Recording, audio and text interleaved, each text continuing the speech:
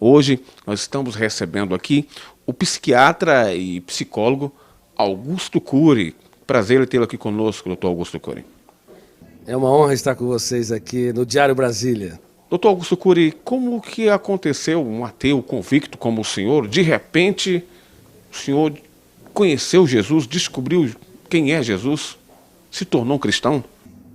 Bom, eu fui um dos maiores ateus que já pisou nessa terra. Creio que fui mais ateu do que Nietzsche, que escreveu sobre a morte de Deus, e inclusive Marx, que abordou que Deus, a busca por Deus, é o ópio que entorpece a mente humana. É provável que fui mais ateu do que Freud, do que Jean-Paul Sartre e Diderot.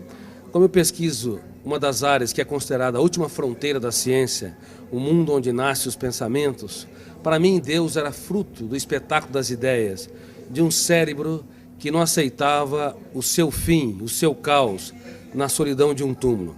E a teoria que eu desenvolvi como psiquiatra e pesquisador da psicologia, ela estuda o processo de construção de pensamentos e de formação de pensadores.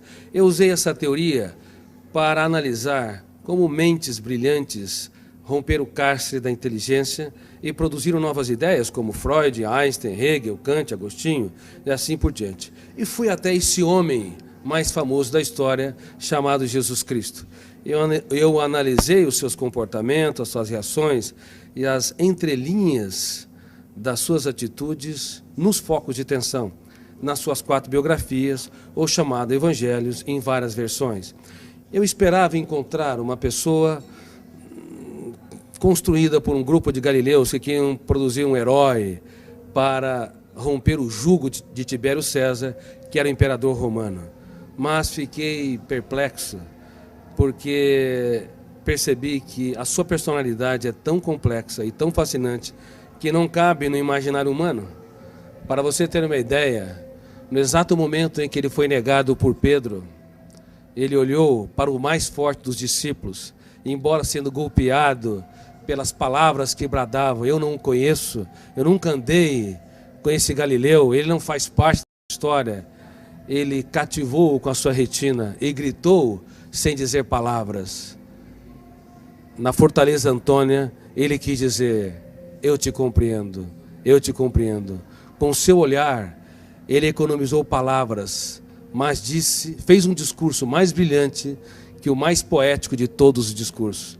E quantas vezes você, pai, mãe, você, professor ou executivo, está diante de uma pessoa que falha, erra, e ao invés de simplesmente olhar e lhe dizer sem palavras: eu te compreendo, e nós julgamos, excluímos. Através de analisar o comportamento de Cristo nesse sentido, eu percebi que a sua inteligência, sua capacidade criativa, a capacidade de ser gestor da sua mente e protetor da sua emoção não tem precedente histórico. Assim, eu deixei de ser um ateu, um dos grandes ateus da história, e percebi que a procura por Deus não é um ato de pequenez intelectual, mas um ato inteligentíssimo da mente humana. Mas quando o senhor pesquisou sobre Jesus Cristo, homem, o que o senhor esperava encontrar? Quando eu pesquisei a humanidade de Jesus, esperava encontrar alguém que não brilhasse no caos, diante das perdas, das traições, das frustrações e decepções. Porque nós temos na psique humana, no nosso córtex cerebral, registrado zonas de conflitos, que eu chamo de janela killer. Killer, no inglês, quer dizer assassino.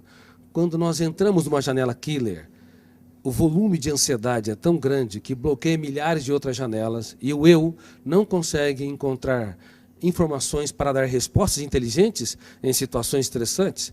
É por isso que nos primeiros 30 segundos de tensão, de ansiedade, os pais cometem os maiores erros na relação com os filhos, bem como os professores, os amigos e as pessoas que se amam, marido e esposa.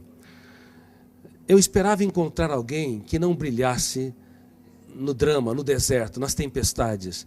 Mas é impressionante, quando o mundo desabava sobre o homem Jesus, ele, ao invés de ser preso pelas janelas killers, ele abria as janelas da sua mente, olhava para a tempestade e via nela a chuva, uma oportunidade solene para cultivar.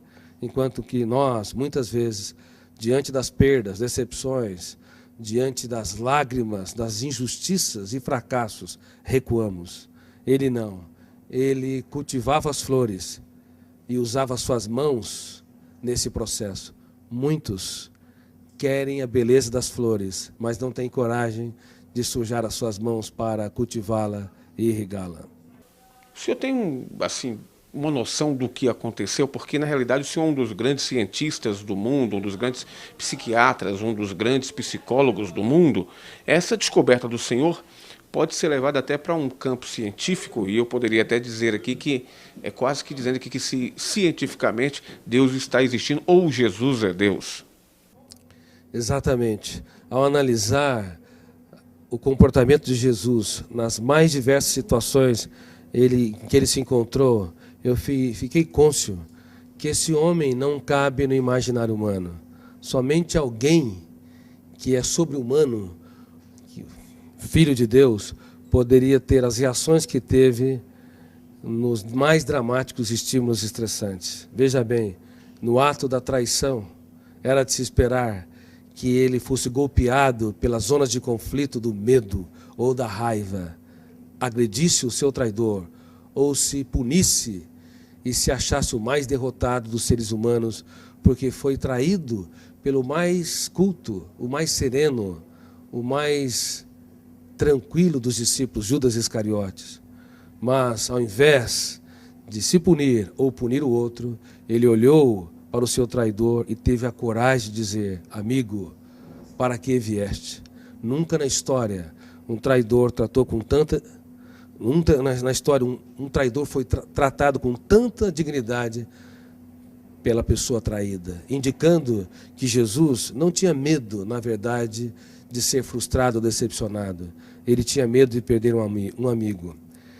O que nos leva a compreender, do ponto de vista psiquiátrico, psicológico e sociológico, que um grande educador é aquele que aposta tudo que tem naqueles que pouco têm. É aqueles que têm coragem para se fazer pequeno, para tornar os pequenos grandes. E como eu digo no meu livro, Mentes Brilhantes, Mentes Treinadas, não é possível ter uma mente brilhante se nós não treinarmos a nossa criatividade, as habilidades da nossa psique, como a solidariedade, a capacidade de se colocar no lugar dos outros, a capacidade de investir naqueles que nos frustram, a capacidade de transformar as perdas numa oportunidade excelente para os melhores ganhos e de usar as nossas lágrimas para desenvolver sabedoria. Por favor, não tenha medo dos dias mais tristes da sua vida. Você pode escrever os capítulos mais importantes da sua história quando o mundo desaba sobre si.